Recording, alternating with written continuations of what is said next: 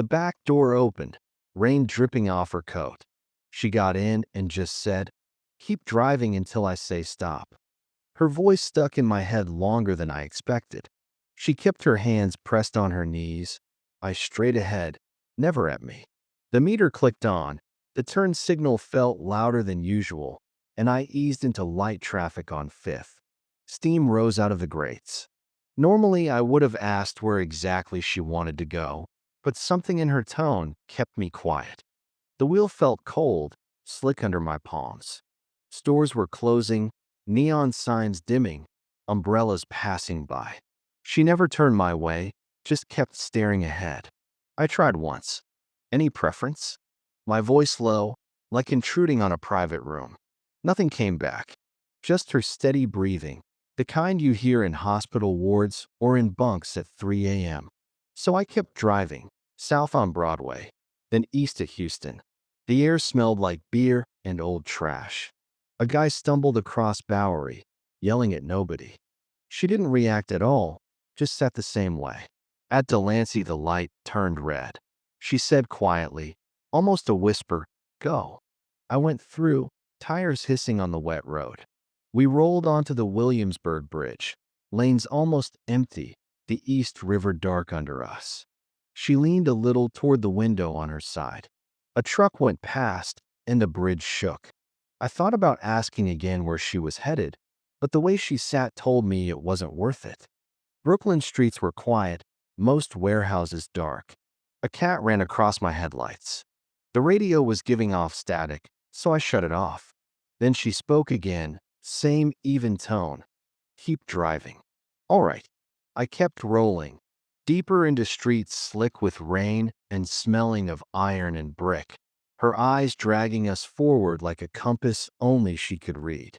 The cab carried us through Brooklyn, headlights sweeping across damp storefronts and graffiti walls still dripping from the rain. A horn blared behind me, long, impatient, but she didn't stir. Her eyes stayed forward, her silence thick as fog. My pulse ticked up like I was the one being chased. I turned us north on instinct, past shuttered laundromats, boarded churches, fences rattling in the leftover wind. A lone cyclist sprayed water from his back tire, glanced at us quick, then vanished. Her jaw tightened a little. Looked like she had something on her mind, but I couldn't guess what. In Williamsburg, a bar spilled its last drinkers onto the sidewalk, laughing too loud, heels slipping on wet concrete. I eased aside when one staggered into the street. My passengers gazed past over them like shadows in fog. The meter ticked past 20. She didn't care. "Want the bridge back to Manhattan?" I asked when Bedford Avenue opened wide ahead. "No." One word, quiet but sharp. So I swung us left instead, through streets thick with fryer grease and wet cardboard. A truck's headlights caught her face, pale, eyes shining fever bright. She didn't speak again. The hush pressed harder. Under the BQE, trucks rumbled like thunder. A man with a cart of scrap metal dragged himself across Flushing, rain plastered to his hair, eyes hollow. For a second it looked like he was staring straight at her. The noise slid right off her. By the Navy Yard, the hum of my tires was the only rhythm. She leaned toward the glass, eyes tracking warehouses. I heard myself ask, "You looking for someone?" Her head tilted just a fraction. No answer, just that stare. Fingers curled once, then flat again against her knees, like she caught a thought and buried it. Past Myrtle, the air smelled of wet earth, soap drifting from brownstone windows left cracked. She whispered something, too soft to catch. "You say something?" I asked. No response. Just her breath fogging the window, leaving faint ovals that faded, then bloomed again. The city outside rolled dark, but whatever she was after lived in that glass, not in the cab. A siren wailed behind us, sharp and sudden, then faded like it had missed its mark. She stayed braced, eyes fixed ahead, as if expecting an impact that never came. I steered us east, where the streetlights thinned and the air grew heavier with rust, oil, and wet cardboard stacked by the docks.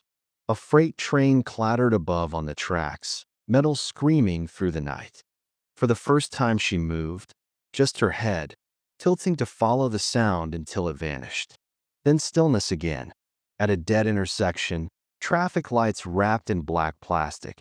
The cab rolled through silence, so thick the wheel vibrated under my palms. "Everything all right back there?" I asked, softer than I meant.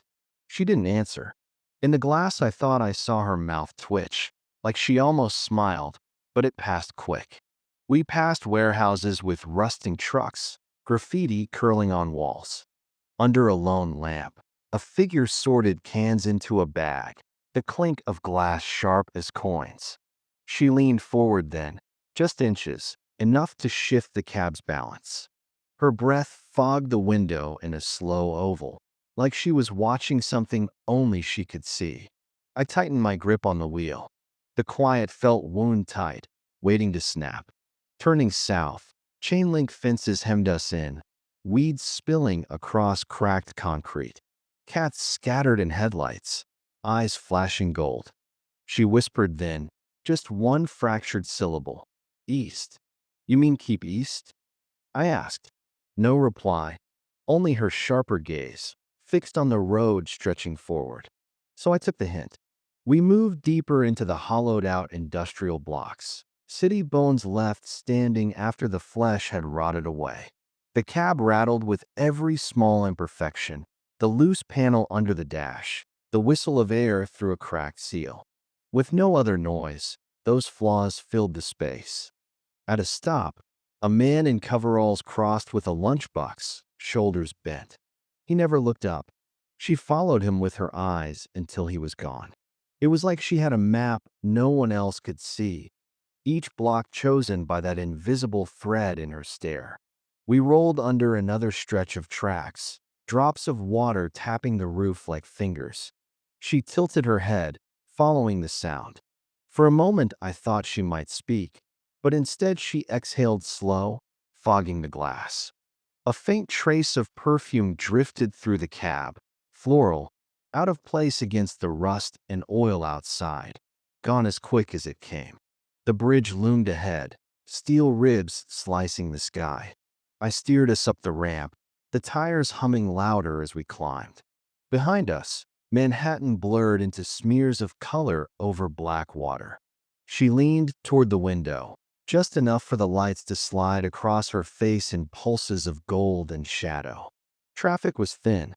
A box truck groaned in the far lane, its taillights dragging long red streaks on the wet pavement. She latched onto them with her eyes, unblinking. I noticed her hands then, fingers no longer flat, but interlaced tight, knuckles white. "You sure about this direction?" I asked, steady though I didn't know why I bothered. Her silence felt deliberate, a wall built brick by brick, her focus locked so tight it looked like blinking might cost her everything. The bridge lights flicked by, wipers dragging mist across the windshield. A barge horn bellowed from below, deep and low, echoing through my chest. She tilted toward the sound, body pulled by something her voice refused to name. Her hand rose, hovering inches from the glass. Fingers curled, trembling. I tightened my grip on the wheel and steered us down the far side.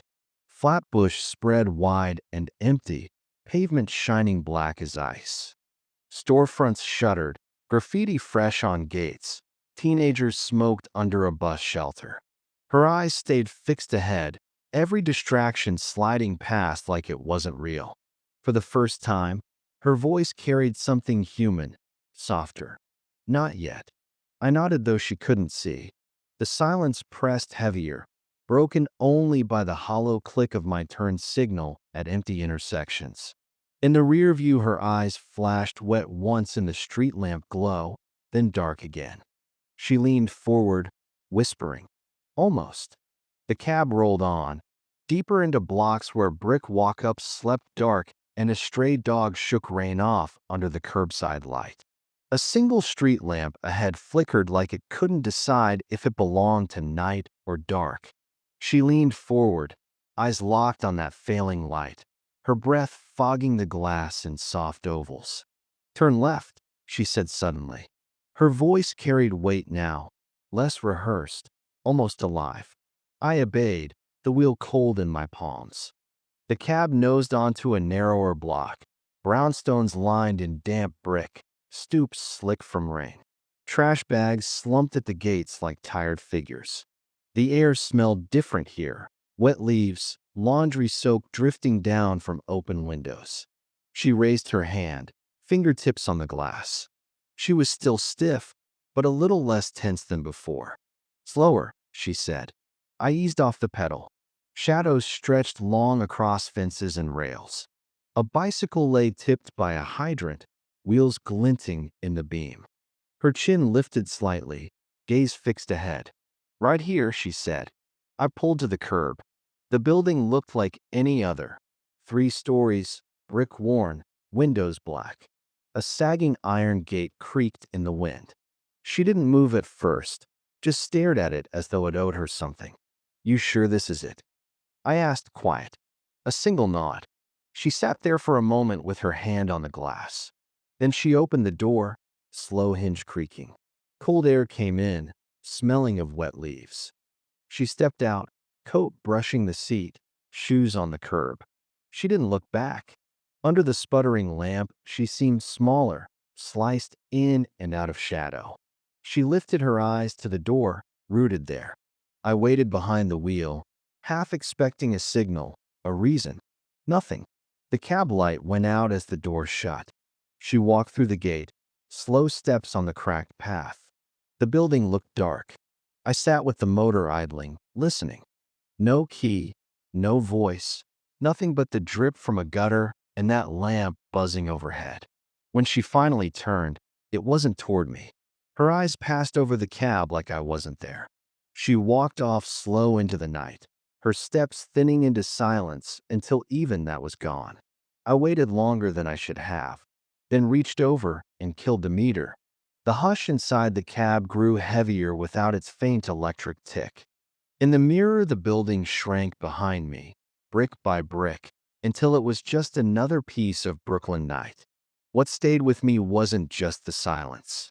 It was the way she kept staring, like she was focused on something I couldn't see.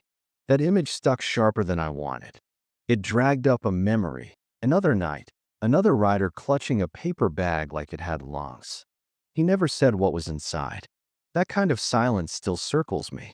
But that's a story for next time.